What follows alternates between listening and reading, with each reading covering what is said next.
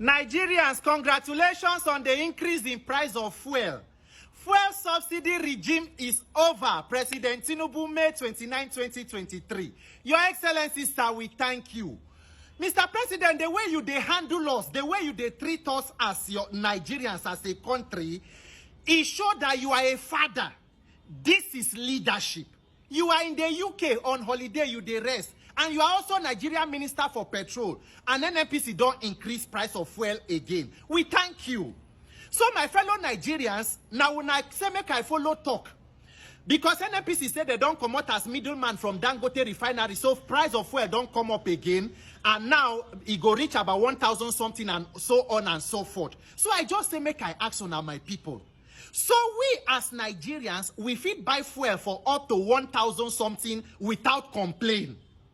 So as a people, we fit live with fuel at 1,000 something. Nobody protests, nobody talks. Save Nigeria, no occupy Nigeria. Everybody accepts. That is, we don't accept and we don't understand fuel subsidy, everything. So as Nigerians, we get understanding like this. We get patience. We get, we get understanding with government. So now only Jonathan government will be no get understanding with. We fit buy fuel for 1,000 without complaint, but we be no fit buy for 140 naira under Jonathan in 2012.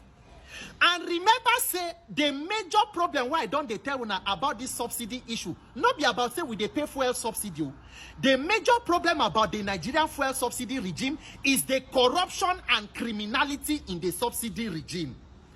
Under Jonathan, where we say the government being bad, or everybody say corrupt. As bad as the government be, when they want to remove subsidy, the president first go launch buses for Eagle Square, say make they distribute to transport company. They launch Shopee subsidy reinvestment program, say for people, for youth and all that. Plus you win, make youth where they do business, make they access loan and all. As bad as it been built, but we protest, we say we no want. 12 years later, the same APC government where protest and lead protest against Jonathan government come remove them now. The question where we they ask since we say the money from the subsidy, where they go?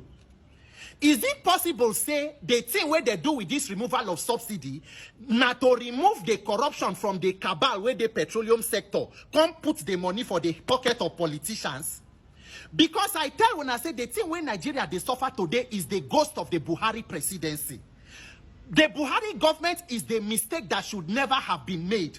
Buhari had no business with governments. Under Buhari, they signed Petroleum Industry Act, which proposed that 6 months after that act, NNPC should not have business with regulating the price of petroleum. Fuel subsidy is supposed to end since February 2022. Immediately the thing won't end. The then Minister for Petroleum, Timi Prisiva, run go National Assembly, go demand for 18 months extension. In 2022 alone, Buhari's government spent about 4 trillion on fuel subsidy. Between the first 6 months of 2023 to the end of the Buhari government, they spent about 3.6 trillion on subsidy. Totaling Buhari's administration about 11 trillion on subsidy. More than the entire presidents that were before him since our 1999. Handed over to President Tinubu, subsidy regime is over.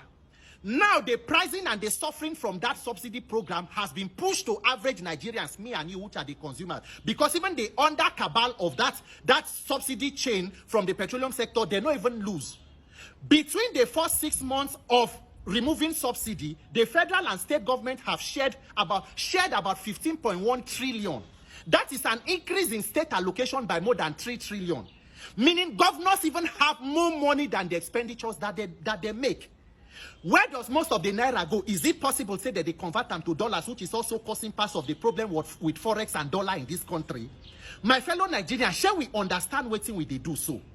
And do we realize that to tackle this issue, we must face the root cause of our problem, which is this governance? Tomorrow we go talk, say we want to end bad governance. Ask yourself the question, how do you end bad government? By electing good government. How do you elect good governance? It has to be through electoral process and INEC. And none of us, they talk about the major issue of INEC. Imagine running an election against a government that controls INEC, judiciary, law enforcement, including thugs. How do you expect to excel? Opposition, labor, everybody, save Nigeria, nobody talk again about. So Nigeria don't save. We as Nigerians, we pursue things. We are chasing shadows, talking about on social media things that do not advance our collective welfare. That is why I'm calling on anybody who be activist, anybody who get voice. We must come together to see how we want to fix this issue of governance. It was now President Tinubu talk 2012 when Jonathan want to remove subsidy. He says subsidy is Jonathan's tax on Nigerians. Your Excellency, is this now your tax on us? Maybe by the end of the APC government, but with the way this government they go, because this one are baby steps, so with the way this government they go, maybe by the end of the APC administration, totally, the population where they symmetry go plenty past the one where they are alive. God forbid, because me I no go join that population. This Nigeria, I know die here, we live here. And Nigeria must work in our lifetime. Look at hunger. Look at suffering. See the pain of Nigerians. Even people who you think say they have it all together. Inflation don't collect whatever you call salary. No social security, no health insurance, nothing. Everybody is your own government. And we want to continue like this every day with it. Those of una where they stand on mandate, those of una where been they fight Jonathan during that subsidy. Is it that una been they fight them so that we can achieve this one where we did so now? So now this one come better. My fellow Nigerians, I take God beg you now. Make we begin to the talk of how we want to do this INEC matter with election. Because 2027, we are setting ourselves up for more Shege Pro Max, Shege Ultra. The dying body of Nigeria where they intensive care, instead of us to hand them over to trained medical professionals, may they save them, we don't hand them over to organ harvesters. The small parts where still they are stealing them and harvesting it. It is not about making policy. Tomorrow they go say government, they do policy on this. The major challenge is the corruption and lack of transparency and accountability. If you like, create policies from today till next year. If you do not fight corruption and bring transparency and accountability and enforce your own laws, nothing will change. The suffering will only increase, and politicians will continue to live as kings at the detriment of the general populace. May God help us Nigerians to realize that we are our only help. We are our only hope, and give us the wisdom to do what we need to do to help ourselves. Because all this one, what would they do? Oshileshe, Oshigidini.